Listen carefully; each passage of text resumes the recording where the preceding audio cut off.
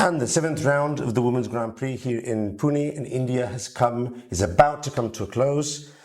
The main result of the day is the victory of Humpy Koneru, has defeated Zhu Jiner and is now leading the tournament. Humpy, again, thank you for coming to join us here.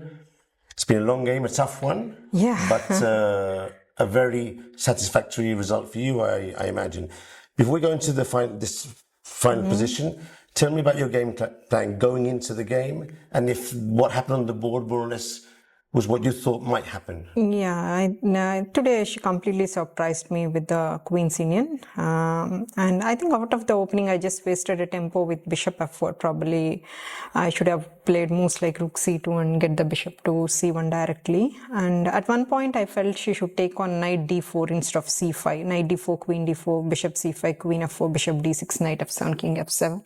I felt that's very, very pleasant position for Black to play.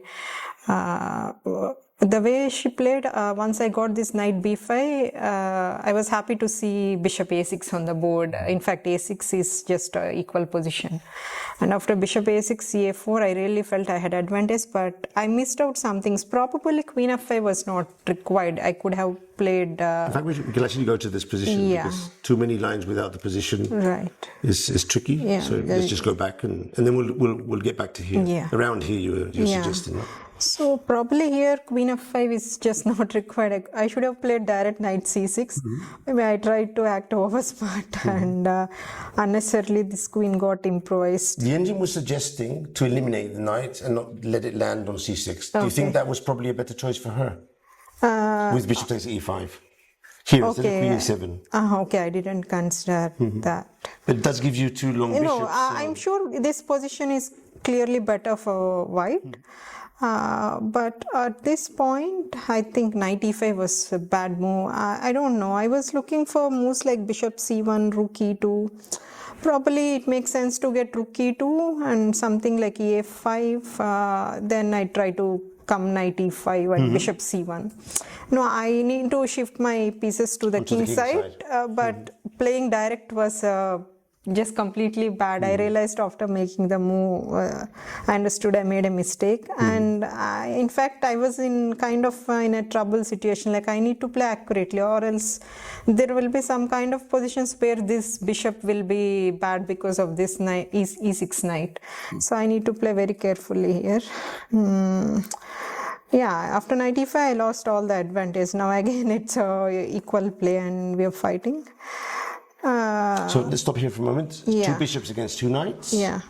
But the bishops are not very active and the pawn is strong. The knight what were you on thinking E6 in this position? Did you think you could hold this position? I thought I can hold this position, but I didn't feel any advantage over the board. I felt I already missed out the advantage push.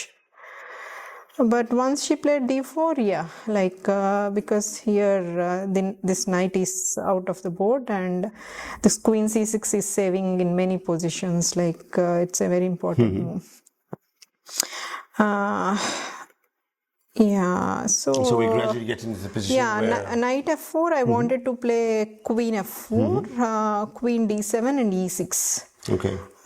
Blast the position open and... to play for a win or to try and get a perpetual? I think that's the best I had in this position. I don't know what really I'm playing for. My only motto was this knight is a bit out of the board. But okay, after King G7, yes, I felt I had an advantage here once I got this Queen C6.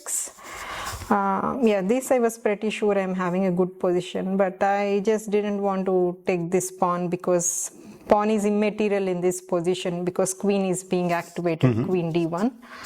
And then knight on E6 is quite dangerous. So I found this plan. Like in many of the lines, I'm getting this D3, Bishop E6, Fe6, I check Queen B7 and go Bishop H6. Yes. So that's the main problem. And D3, D2 is not working. I just take Bishop D2 and that's a better version with the active bishop. So, So here, I was calculating some endgames with Queen D6, some other stuff, but they are all not really working. So I need to get my king into the game. and this was expected. This is the. I thought she will go knight b1 again, and I wanted to play bishop to e1. E1. Yeah, Keep the knight out of the. Yeah. I want to go bishop e1, and if knight a3, I go bishop d3. Knight c7, I go bishop d2. The two bishops control the a3 because knight. black can't take queen e5 because of bishop f4, right? Yeah. That was my plan. Like at certain positions, I want to aim for, like, let's say if it's white, I'm going to play bishop into e6. Queen e6 take and bishop c3, king and pawn is going to be a thing. So let's stop for a moment here, because this is the key moment. Let's just go back for a moment. So we've interviewed Zhu Jiner several times, and she plays very fast with confidence. But here she spent 9 minutes for this move, and then made the blunder, which we'll see what happened. Did you see the queen takes b4? Yes, of course. I was before bishop d2? Or, even before. Like I was calculating all these lines when I went for. Here I didn't took the pawn, right? So when I played bishop c4, it is very obvious for black to play these moves. So I was calculating most of the time on what happens when she captures the pawn. But in every position, I'm getting this bishop e6 plan. And I think probably she missed bishop c4, I guess. So you think she actually saw up to here then? I think so. Yeah, because of the sensation probably she felt it was worse. She wanted to play this bishop c3, dc3, bishop moves, queen f2 position. Okay. I don't know, I really don't know. But this is like this quite, is just winning. Just forcing everything. It's just completely winning. It's a big blunder for the moment of the tournament. She had time. Yeah, but black was under pressure in most of the positions. When you're under pressure, sometimes blunders happen, of course. And the game finished off. The queens have exchanged. Just give us the last moves. Yeah, it's there's nothing and basically to do. From here onwards, just bring your king towards the center. And if f5, I can attack the knight and I can capture it as well. So you won the game. That leaves you in first position. You still have two tough opponents, Alina Kashlinskaya and Nurgyul Salimova for the last 2 rounds. But now Zhu Jiner and Divya, who won today, have 5 points, and they play together tomorrow. So will you be checking on their game while you're playing your own? How do you handle these situations? Of course, I'll see the games while I'm playing, but it's not like my motto will be to concentrate on my game, not on the others' results. But definitely, of course, I'll watch every board.